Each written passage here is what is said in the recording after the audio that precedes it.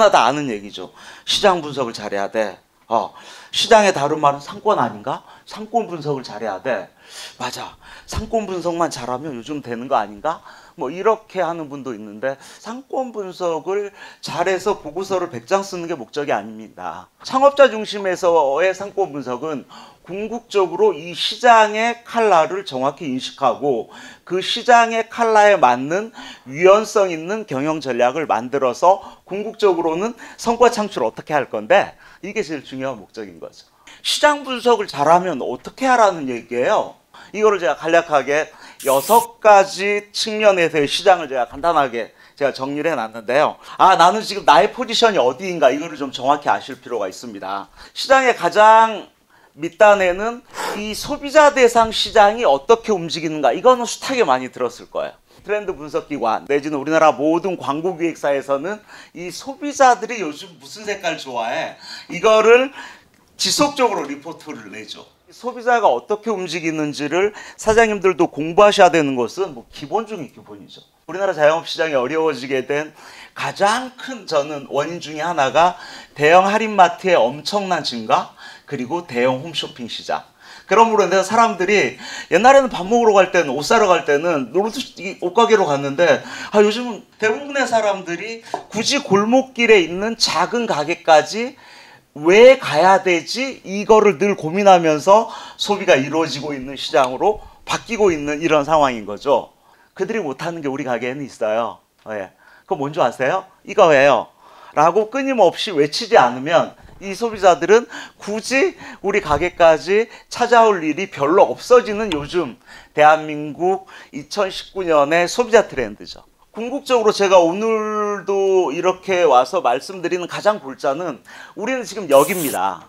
우리의 포지션은 여기인데 대부분은 시장 분석한다 그러면 창업과 이 소비자 이 두 가지 1차 공급자, 1차 소비자 이 두 개만 분석하는 게 시장 분석인가? 그 두 개만 보면 안 됩니다. 이 창업자 시장이 요즘 상당히 좀 경쟁이 치열하고 과열로 갔었고 심지어는 이 어려운 특히 음식 같은 경우는 70만 음식점 시장인데 음식점 사업자 입장에서는 계속 공급이 느는 거예요.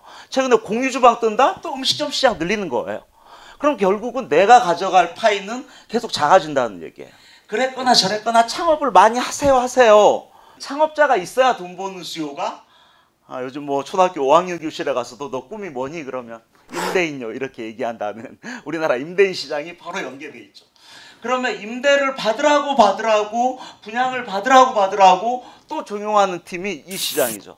우리나라 부동산 관련 시행사, 시공사, 분양대행사 이들은 끊임없이 도시를 만들어서 그것도 상가 비율을 엄청나게 많이 늘리죠. 이 사람들이 왜 상가 비율을 높였을까요? 상가가 주택보다는 분양가가 높고 돈벌이가 되니까 상가를 많이 지은 거죠. 그럼 많이 지어 놓으니까 공실이 많이 나오는 거고 여기에서 파생된 사실은 이 시장이 형성이 돼 있는 거거든요, 사실은. 그래서 어떻게 보면 이들과 이 창업자 사이에 형성된 이 부동산 중개 시장, 우리나라 창업자 입장에서도 이 시장을 반드시 알아야 돼요. 그래서 항상 동네에 가면 부동산 중개업소에 접수된 물건의 그 아이템은 어떤 아이템이겠어요? 요즘 재미없거나 사장님 이거 좀 넘겨주세요. 일단 치고 빠지거나 요즘 한물 갔거나 이런 것들만 거기에 넘겨달라고 나오는 거죠. 우리나라 창업자 입장에서 요즘 이런 물건이 나오는구나. 야 이런 사업 안 되나 본데? 반대로 너무너무 장사 잘 되고 누워있어도 한 달에 1,000만 원 벌고 알토란 같은 그런 물건의 그런 아이템이 부동산 중개업소에 가서 넘겨달라고 얘기하겠어요? 여기 부동산 중개업소에 가서 사장님 요즘 어떤 가게 주로 하겠다고 창업하는 사람들이 제일 많아요? 이렇게 물어보면 물론 그 부동산 중에서 점포를 상가를 주로 많이 부동산 거래하는 부동산은 상권마다 딱 1, 2, 3 좀 정해져 있거든요. 요즘 뭐 이자카야 한다고 요즘 뭐 한다고 요즘 배달 요즘 치킨 한다고 요즘 배달 피대한다고 그렇게 얘기하는 업종이 앞으로 생길 사업인 거죠. 이 상권 앞으로 이런 가게들이 생겨나겠구나. 그럼 내가 지금 이런 업종인데 그런 업종들이 더 생겨나도 나는 문제 없는 건가? 이거를 끊임없이 고민해야 돼요. 이들은 뒤로 연결돼서 이 시장하고 또 연결돼 있단 말이에요. 프랜차이즈 본사가 한 4천, 지금 한 4,700개 이상 될 텐데 4,700개 본사 사장님들이 경쟁이 치열함에도 불구하고 외식업 브랜드를 제일 많이 만드는 이유가 있겠죠. 그래도 돈 되는 건 외식이야 이렇게 생각하는 거예요. 이게 사실은 지금 자영업 시장이 어려운 부분하고 되게 연동돼 있는 거시적인 우리나라 시장의 바운더리입니다. 이 부분을 좀 말씀드리고 싶고요. 그렇다면 우리나라 시장에서 창업 시장이 도대체 어떤 색깔인데 이 부분을 먼저 좀 아실 필요가 있습니다. 좀 빠르게 제가 간단하게 먼저 설명을 드리면 어떤 시장, 우리의 인생, 상권, 브랜드의 공통점은 뭘까요? 사이클이 있다는 거예요. 사이클. 항상 오르막 내리막이 있다는 거죠. 저는 이 창업자가 끊임없이 고민해야 되는 게 이 사이클이 어디야, 그리고 나의 포지션이 어디야, 이거를 끊임없이 자기에게 질문하는 게 되게 중요합니다. 시장도 마찬가지라고 저는 보는 거예요. 빨리 올라가는 만큼 빨리 내려올 수 있다. 이게 시장의 법칙, 인생의 법칙이죠. 오르막일 때 나는 어떤 사업을, 지금 내가 하는 사업이 과연 맞는 건가? 내리막일 때는 과연 어떤 사업을, 이거를 사장님에겐 디렉션, 방향을 정하는 게 되게 중요합니다. 아무리 불황이라도 조물주에 건물주는 많이 태어났습니다. 호황이라고 다 대박인가? 그럴 리가 만무합니다. 불황 코드에 맞는, 호황 코드에 맞는 내 음식점, 내 가게 대표 메뉴 이게 맞는 건가? 이 가격이 맞는 건가? 이거를 늘 궁금해 하셔야 돼요. 음식점만 보고 있으면 안 됩니다. 나는 외식업 창업자지만 내 가게에 오는 소비자들은 음식점도 오고 살거리, 먹거리, 즐길거리 가게도 가고 그쪽에 갔던 사람들이 내 가게도 오는, 즉 소비자는 똑같기 때문이에요. 이제부터는 시장을 보는 관점에서 사장님들이 행복하셔야 되는데 그러기 위해서는 누가 너한테 행복하라고 매뉴얼을 전해주는 사람 없습니다. 내가 그 매뉴얼을 만들고 찾아서 실행하는 수밖에 없고, 저는 시장을 보는 가치 판단 기준의 첫 번째는 케이스예요. 케이스 바이 케이스, 사례가 제일 중요하다는 얘기예요. A라는 사람, B라는 사람, C라는 사람은 이렇게 해서 이렇게 해서 이렇게 성공했어. 이 케이스에 대한 끊임없는 탐구를 습관처럼 하셔야 된다. 이게 제 블로그에서 얘기하는 상권 여행이에요, 사실은. 10년 전 일본 가이드 책 지금 가져가도 똑같아요. 이렇게 얘기하더라고요. 이건 뭐냐면 일본 상권은 지속 가능성은 될 수 있는 이런 창업 문화라는 게 있죠. 그 중에 하나가 노포죠, 노포. 야, 조금만 이사카에 갔는데, 와, 저 75년 됐다네? 와, 뭐, 오사카에 가면, 야, 쿠시가츠 다루마, 와, 이게 70년 된 브랜드야. 근데 가맹점이 이제 25개야. 이런 문화가 저는 필요하다고 이제 보는 거예요. 여기 스카이트리가 뭐냐면, 일본 동경 중에서 가장 최근에 생긴 대형 이 몰이죠. 일본 상권 하다못해 이런 쇼핑몰 상권에는 플러스 엔터테인먼트가 결합된 구조였거든요. 쇼핑몰, 외식 상권이 있으면 놀거리가 있어야 돼. 그래서 놀이동산을 같이 결합하는. 그래서 일본에 뭐 나고야 사카이 상권을 가든 뭐 저 동경 일대 수많은 상권들, 오사카 상권들 어디를 가든 이 쇼핑몰이 대형으로 있으면 놀거리가 반드시 있죠. 외식업 사업자지만 마츠모토 기요시 같은 요 드럭스토어 같은 것도 한번 봐주는 거예요. 헬스 앤 뷰티? 우리 외식업 시장에서도 헬스 앤 뷰티가 남 얘기가 전혀 아니에요. 그런 것까지 해야 돼요? 그런 것까지 해야 10% 안에 들어요. 스카이트리 지하의 모습인데요. 항상 요즘 상권 구도는 옛날엔 먹자골목 따로 패션 따로 이랬는데 그러면 안 돼. 음식점 옆에 옷가게, 옷가게 옆에 음식점, 음식점 옆에 살거리, 살거리 옆에 음식점. 이게 그대로 보여주는 게 여기 스카이트리에 가면 그렇게 돼 있어요. 다 섞어져 있어요. 왜? 소비자들의 라이프 스타일은 하나만 모이는 것보다 같이 있는 게 소비자들은 새로운 코드로 다가온다 이런 얘기예요. 캐릭터? 동부리 공화국, 야 미야자키 하야오의 이웃집 토토로가 언제적 얘기인데 아직도 먹히고 있네? 이거 그대로 홍대에 들어와 있는 거 보셨을 거야 아마. 이런 컨셉. 캐릭터?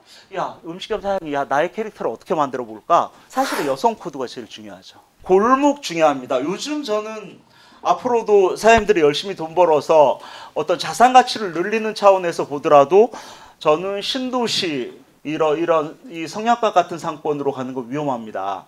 오히려 저평가된 골목을 주목하셔야 됩니다. 젊은 애들이 오는 거 이게 제일 중요해. 야 3코인즈, 야 이거 뭐지? 거품 경제가 빠지면서 일본의 상권을 조사하다 보면 제일 많이 떴던 대표적인 아이템이 백엔샵이었거든요.